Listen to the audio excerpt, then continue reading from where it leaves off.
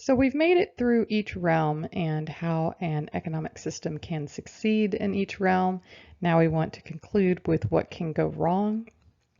Um, for example, pre-capitalist economic systems usually did fail because not generating a surplus like the primitive society, or if they did generate a surplus, it wasn't being used productively, more like some of the empires as they failed, or maybe it's even why a primitive society or an empire was vanquished by another.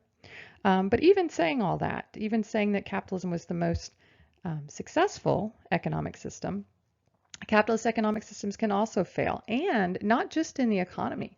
They can fail in any or all three of the realms.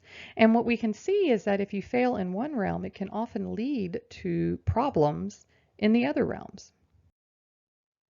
The most obvious way an economic system can fail in the economy is not producing an economic surplus. Remember, that was the first part, is the successful economic system needs to generate a surplus and then use the surplus productively. So obviously, not producing economic surplus in the first place would be a failure. The other possibility is not using the surplus productively. And so maybe laws have been set up in a way that's diverting resources into unproductive ways, like a financial asset bubble has popped up in like a housing bubble or the tulip bubble or all these sorts of bubbles where money is now chasing these non-productive investments. And so that's not going to help increase output in the future. And then another possibility is this underconsumption, overinvestment. These are essentially failures in the supply and demand. They are probably things that are going to be worked out in the long run, but it is possible that these could get bad enough that maybe the system would fail. And so underconsumption would be being concerned about recessions coming up. So you start saving. Theoretically, in the long run, the increased savings lowers interest rates, which will bring new investments and you will grow your way out of it. But again, like I said, maybe if it got deep enough, theoretically, that could be a failure. Overinvestment would be businesses have overproduced because they got a little too happy with things, and then now that it has not materialized, they're going to cut back, and that could cause the economy to fail. Again, these last two, I tend to be thinking in the long run it'll work its way out, but theoretically it could be bad enough that maybe other issues are going wrong, and this could contribute to failure for the economic system. We can see failure of the polity in a variety of ways. One possibility would be the failed state itself, where it is incapable of providing the necessary government functions. In a predatory state, you have the state essentially being taken over by the private interest groups and acting for its own interests. And that can be one reason why the economic surplus that is being generated might go to non-productive uses. It's going to the benefit maybe of certain interest groups that have captured the state.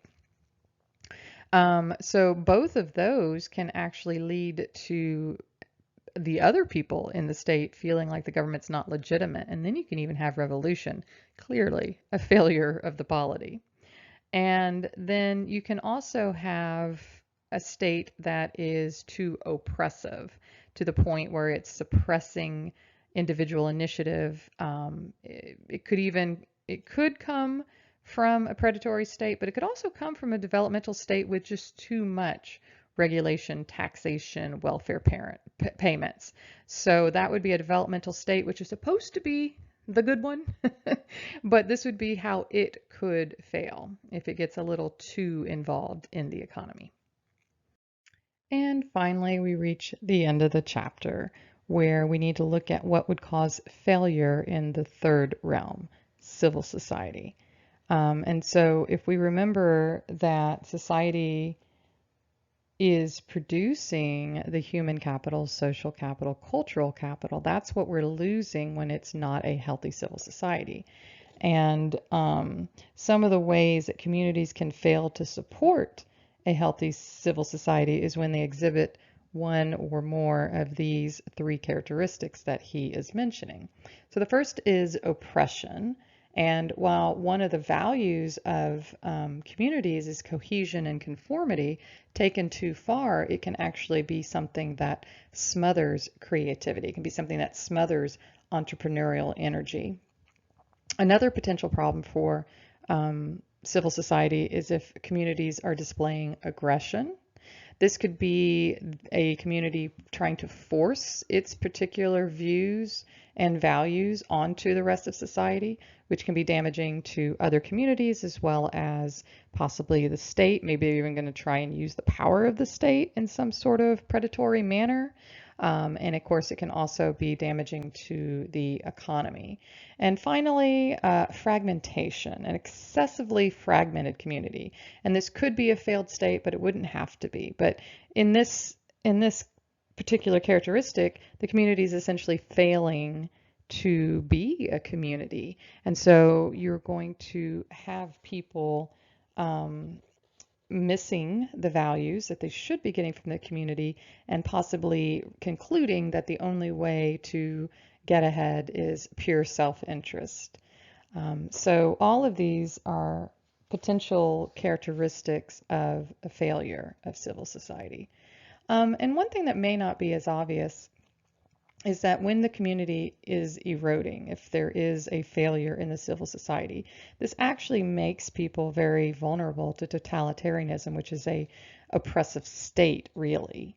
And the reason this is often seen is that without healthy communities, individuals tend to become isolated, alienated, they are lacking meaning and purpose, which all of that makes them very susceptible to any leaders who are out there promising that they can restore the community on the national level. And so you can turn to a very oppressive state at that point.